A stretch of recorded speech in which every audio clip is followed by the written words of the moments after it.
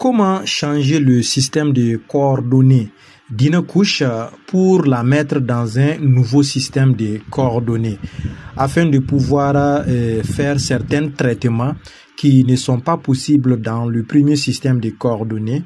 C'est ce que nous allons voir aujourd'hui dans cette vidéo et nous allons utiliser le logiciel ArcGIS pour faire ce traitement.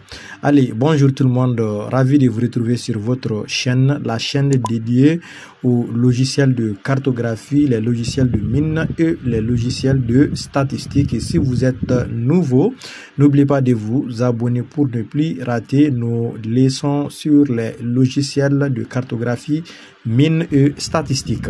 Donc, revenons à l'ordre du jour. Je disais tout de suite que comment changer un système de coordonnées, le système de coordonnées d'une couche pour la mettre dans un autre système de coordonnées.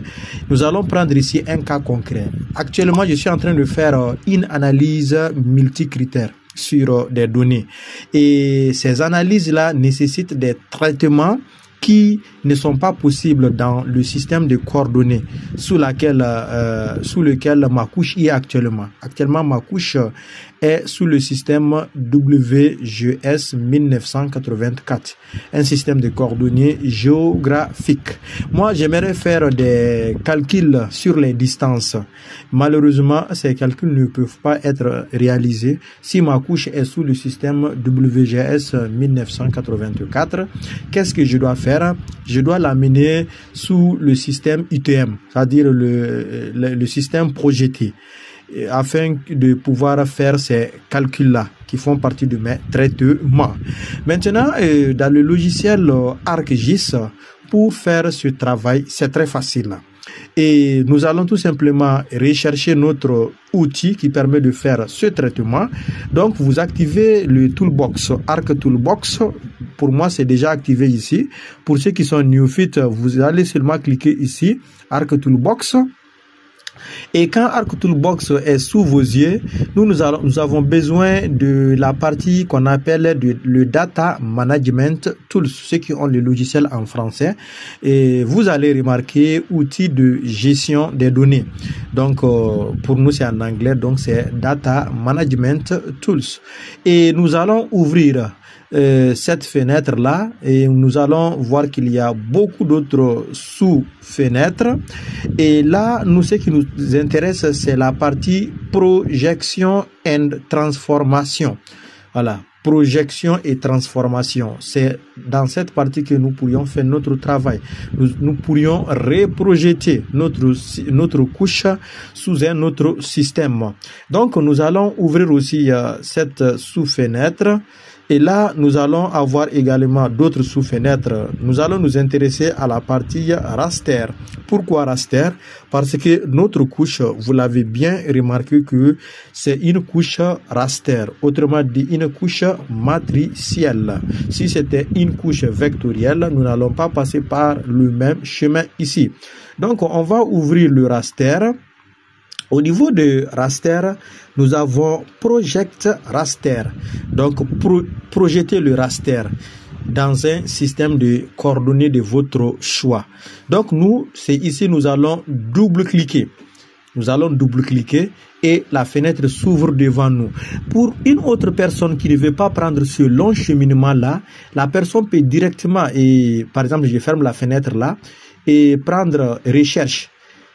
On sait que dans ArcGIS, on peut faire une recherche. Voilà, si vous ne trouvez pas cette fenêtre-là, vous venez dans le Geoprocessing, Géotraitement. Et dans Géotraitement, il y a Search for Tools. Recherchez l'outil. Donc, quand vous cliquez, vous voyez que c'est la même chose. Voilà, pour ceux qui n'ont pas cette fenêtre-là sous leurs yeux. Donc, dans la fenêtre-là, ce que nous allons mettre ici, nous allons écrire le même nom qui est là. Et Project Raster. Donc Project Raster là, on va écrire Project Raster. Project Raster. Donc vous voyez, donc ça nous amène aussi sur notre outil de travail là, Project Raster, qui était dans Data Management Tools. Donc voilà, les deux chemins mènent à Rome. à vous de voir ce qui vous convient, mais quand même, il est important de noter que pour utiliser cela, il faut déjà connaître le nom de l'outil de travail. Voilà. Donc, Project Raster, nous allons double-cliquer, la fenêtre s'ouvre devant nous et nous allons configurer cette fenêtre. Donc, notre couche ici, c'est la couche densité, la densité de Ségou. Ségou qui est une région du Mali. Donc, nous allons cliquer ici à l'intérieur et nous allons prendre densité Ségou. Donc, densité Ségou, actuellement, vous voyez, c'est sous le système de coordonnées géographiques WGS 1984. C'est ce que nous voudrions changer. Output raster, ça c'est le dossier de sortie. Le dossier de sortie, dans notre cas ici, vous pouvez à votre niveau cliquer ici, faire un choix de dossier dans lequel vous allez enregistrer le travail. Mais moi ici, je vais garder ce dossier par défaut. Voilà. Maintenant, output coordonnées système, c'est-à-dire le système de coordonnées dans le fichier de sortie. C'est ce que nous allons définir ici. Donc ici, si vous connaissez même le nom du système de coordonnées, vous pouvez l'écrire directement ici. Mais si vous ne connaissez pas, c'est pas grave, vous allez cliquer sur la fenêtre qui est tout juste à côté ici. Donc là, vous avez tout ici, les systèmes de coordonnées géographiques et les systèmes de coordonnées projetés. Rappelez-vous de ce que j'ai dit tout de suite. J'avais dit que nous allons mettre notre couche dans un système de coordonnées projetés. Donc nous allons ouvrir cette fenêtre-là. Et là, nous allons paramétrer. On va prendre ITM. Nous avons besoin de ITM ici et nous allons descendre. On va prendre WGS 84. Nous sommes dans l'hémisphère nord. Donc, on va ouvrir l'hémisphère nord. Et là, nous allons descendre pour choisir notre zone. Ici, la région de Ségou se trouve, une petite partie est dans la zone 29, la grande partie est dans la zone 30. Et donc, moi, je vais choisir la zone 30. Donc, la zone 30 est choisie. Donc, vous voyez, quelqu'un qui pouvait écrire directement WGS-8, 1984-8, ITM, -8, zone, -8, 30, nord. Voilà, nord, hémisphère nord. Donc, voilà notre nouveau système qui serait défini et voici l'ancien système qui est là. Bon, une fois que cela est réalisé, on peut maintenant valider nos choix. On va cliquer sur le bouton OK. Et nous allons patienter. La transformation est en cours et dans quelques secondes, nous allons avoir notre résultat sous nos yeux. Voilà, donc le résultat est là.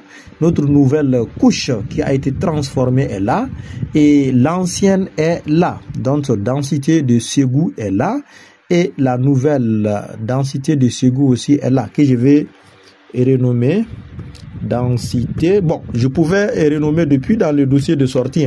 Voilà, c'est la même chose. Densité de Ségou. Voilà la densité de Ségou. Maintenant, et les analyses, les calculs de distance que j'avais dit qu'au début j'aimerais réaliser, désormais je pourrais les réaliser dans ma nouvelle couche. Et vous-même, vous regardez que par exemple, dans notre couche de départ, la densité partait de 2 habitants au kilomètre à 153 habitants au kilomètre. Vous voyez que les mêmes informations sont là. Dans ma nouvelle couche aussi, nous avons les mêmes informations. Rien n'a changé toujours. La densité la plus faible, c'est 2 habitants au kilomètre et la densité la plus forte, c'est 153 habitants au kilomètre. Donc, voilà comment vous pourriez désormais, et à votre niveau aussi, faire des transformations de systèmes de coordonnées.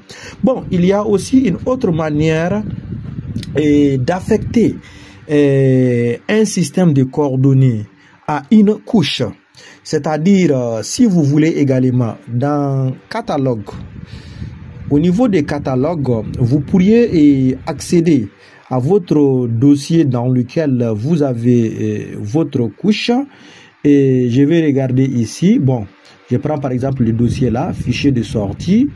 Voilà, je prends ici Ségou. Voilà, c'est juste une couche. Donc, quand vous cliquez droit, vous partez au niveau des propriétés. Vous voyez X, Y, coordonnées système. Vous voyez ici, n'est-ce pas? Donc là aussi, vous pourriez changer le système de coordonnées.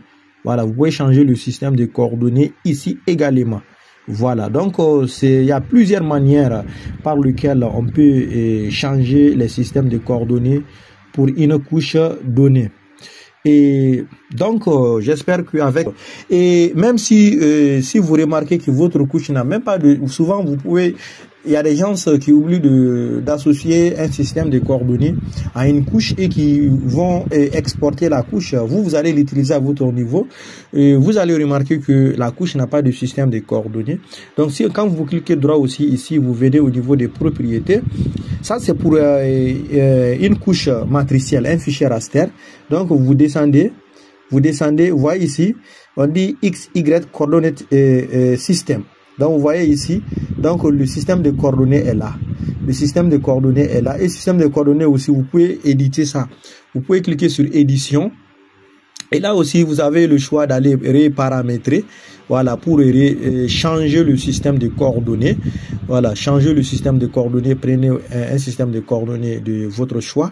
Voilà, et valider. Donc, voici un ensemble de techniques que vous pourriez utiliser, que ce soit des couches vectorielles ou bien des couches matricielles, afin de pouvoir changer les systèmes de coordonnées et les utiliser dans le système qui vous convient. Donc j'espère que vous avez appris quelque chose dans cette vidéo, et si la vidéo vous avait plu, n'oubliez pas de cliquer sur j'aime, et si vous avez des critiques, des commentaires, tout, écrivez-nous ça en bas de la vidéo dans les commentaires, ou bien si vous avez un sujet sur lequel vous aimeriez que nous réalisons une leçon, écrivez-nous ça aussi dans les commentaires. Nous serons contents de vous répondre. Et aussi ceux qui désirent avoir des formations sur les logiciels de cartographie, les logiciels de mine et les logiciels de statistique aussi, écrivez-nous sur le numéro qui s'affiche juste en bas de la vidéo, et nous allons prendre le plaisir de vous répondre et de planifier la formation avec vous.